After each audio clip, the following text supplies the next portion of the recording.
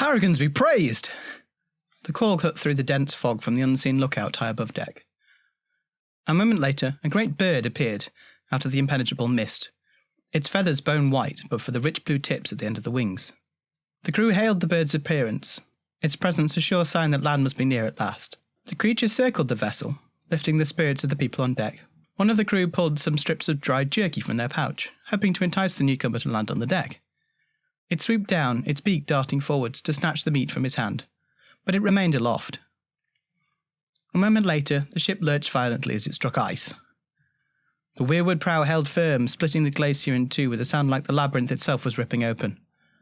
Only the helmswoman kept her feet, clinging desperately to the wheel, as the rest of the crew were thrown to the deck like wooden skittles. The sails billowed, filling with wind, and the ship leapt forwards once more, running before the wind as the helmswoman steered her north. Overview. In summer 386YE, Phrianos, the regent of the Eternal Sea, announced that they were holding a great race, an epic voyage to the four corners of the world.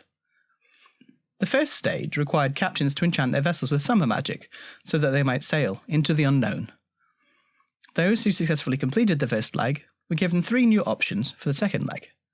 They could turn Widdershins by riches, to return to the Empire with a small fortune and loot. Or they might turn Jessel to mystery, to sail in search of the unknown.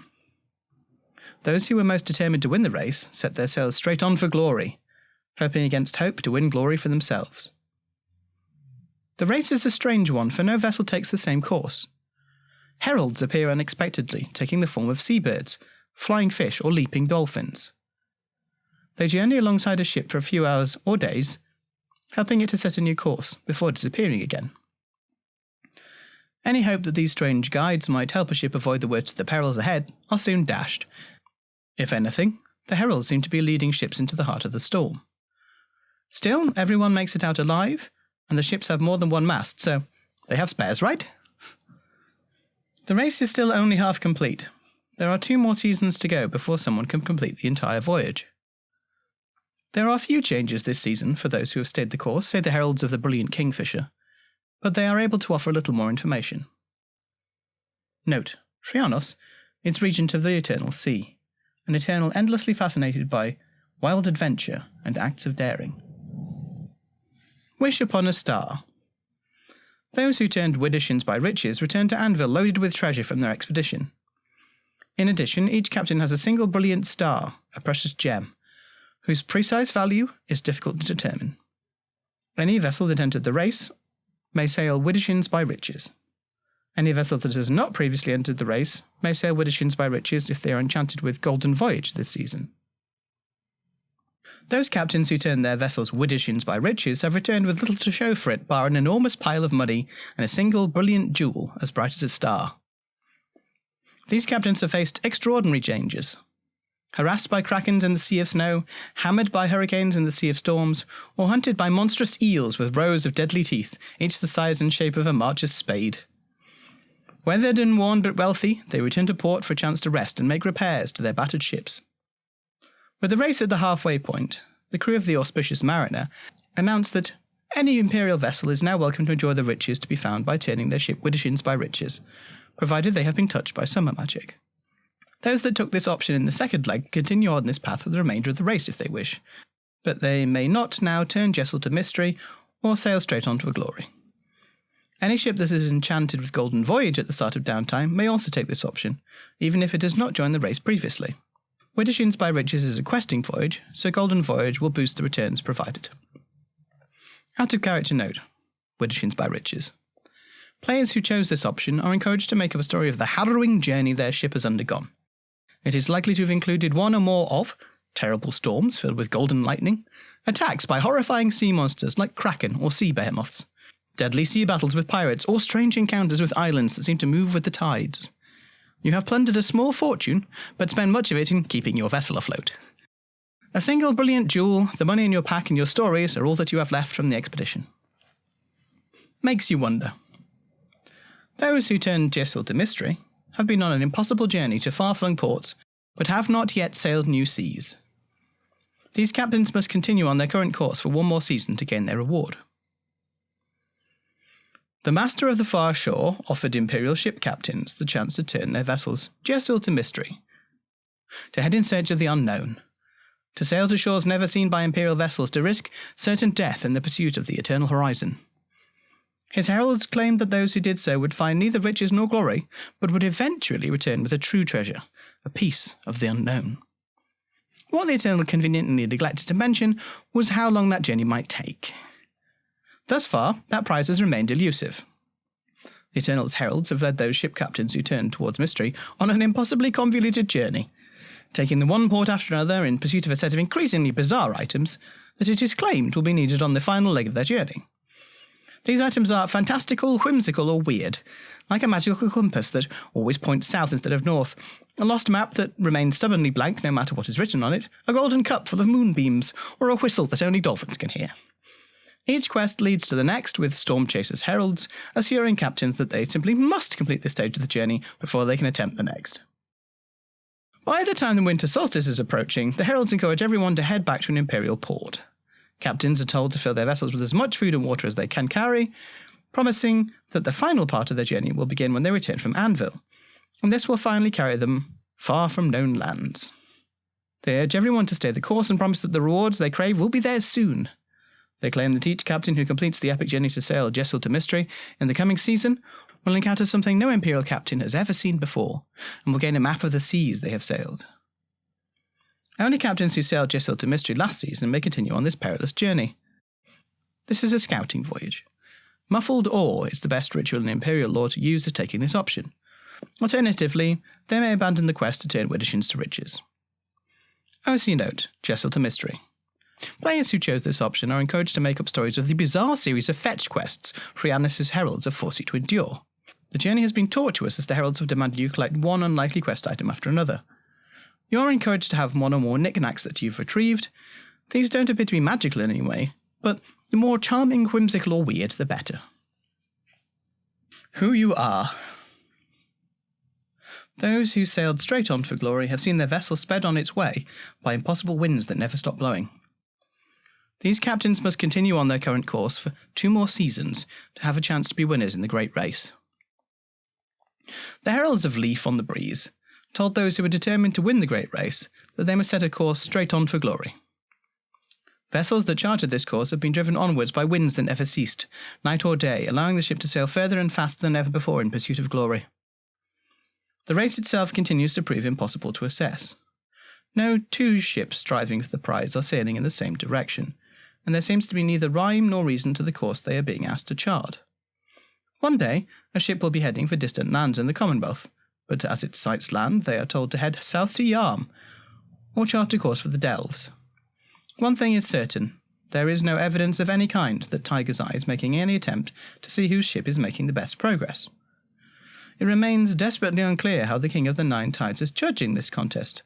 Despite that, every captain who has taken this option has a sense of growing confidence that their vessel is currently ahead. Just as everything appears to have been going well, disaster has struck the captains on this journey. At some point in the journey, each ship has been attacked by powerful enemies. Many have had to fight off Asavaians or Grendel pirates, but others were attacked by enemies unknown. Each vessel has suffered terribly in the attack. In some cases, the captain of the vessel was taken to death's door and only narrowly escaped. In other cases, an experienced and well-loved member of the crew who has sailed on the ship for years has lost their life. Only captains who sailed straight on to glory last season may continue on this perilous journey. The heralds claim they will need to continue on this path for 2 more seasons before the race is won. Straight on for glory is a questing voyage, but it provides poor returns. Rather than worry about such things, Leaping Salmon's heralds encourage captains intent on pursuing this voyage to seek out a personal summer enchantment this season. The more potent, the better. They claim this will help, although they refuse to say how. This means any summer enchantment that specifically targets a character and has a season's duration, such as Swan's Cruel Wing or Unbreakable Behemoth Strength, would count. Alternatively, those who were taking this voyage may abandon this quest at any point and instead turn Widdershins to riches. OC note, straight on for glory. Players who choose this option are encouraged to create a tale of a single deadly encounter they have suffered.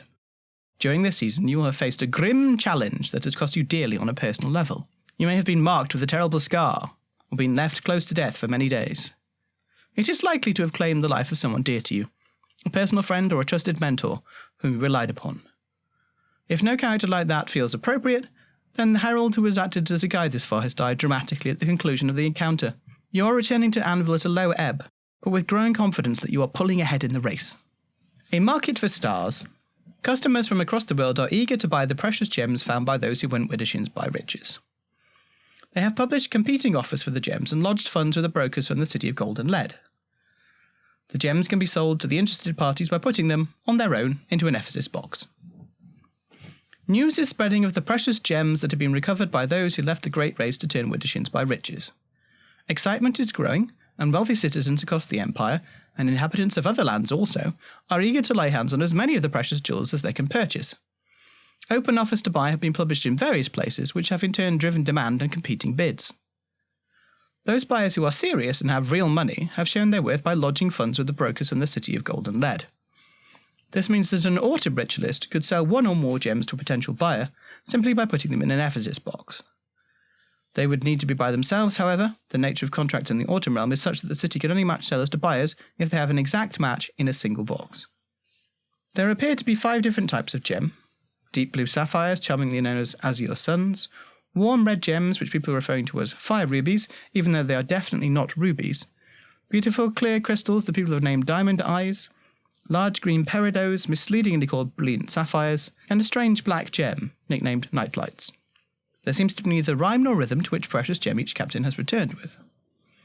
As with any gemstone, they are ultimately worth what anyone will pay for them. Right now, the market is red hot, with buyers falling over themselves to acquire the gems.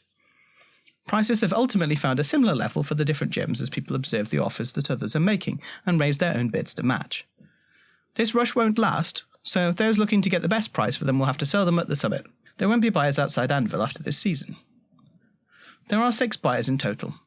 A solitary gem is worth 1 throne if delivered to the lady of the counting house alone.